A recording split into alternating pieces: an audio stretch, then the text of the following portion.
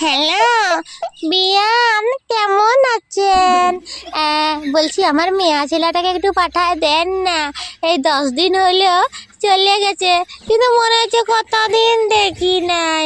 আর দেখুন, পুয়াতির সময়ে তো মেয়া ছেলেরা বাপের ঘরেই থাকে। হ্যাঁ, একটু পাঠায় দেন বিয়ান। আপনার মেয়ে তো কখন বেরিয়ে গেছে, এখন বোধহয় ঘর পৌঁছে যাবে। রাস্তায় বেরিয়ে গেছে।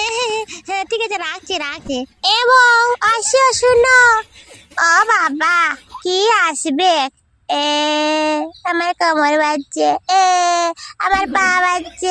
যবে থেকে পুয়াতি হয়েছে এই বমি, শরীর খারাপ, সেলাইন, মা গো মা। আমার ছানাটা জীবনটা একবারে যাচ্ছাতাই করে দিলে। সব পয়সা ওর পেছনেই ঢুকে গেল। ছানা হলে আরো কত কিছু। মা কিছু বলছিলেন? তোমার ননদ আসছে, সব ভালো ভালো রান্না করো, সবেই তো জানো, আর বলার দরকার নাই। আসলে আমার না কোমরটা আজকে প্রচুর ব্যথা করছে মা, আর শরীরটা প্রচুর খারাপ লাগছে। অজুহাতি বাবা দিও না যে কোমর ব্যথা করছে। এই সময় সবাইকারই হয়, বুঝছো, আমারও হয়েছে। এখন যাও, রান্না বাড়ি করবে, যাও। আমার কোমরটা মা গো, কি ব্যথা করছে। মা, এত কষ্ট করে কি করে আলি দন আমার?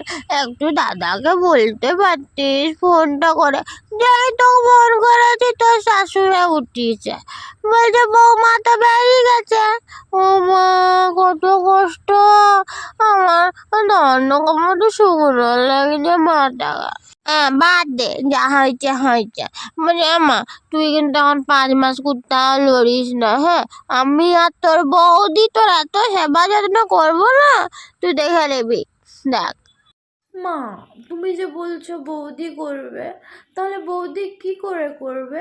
বৌদির তো নিজেরাই শরীর নিয়ে নড়তে পারছে না।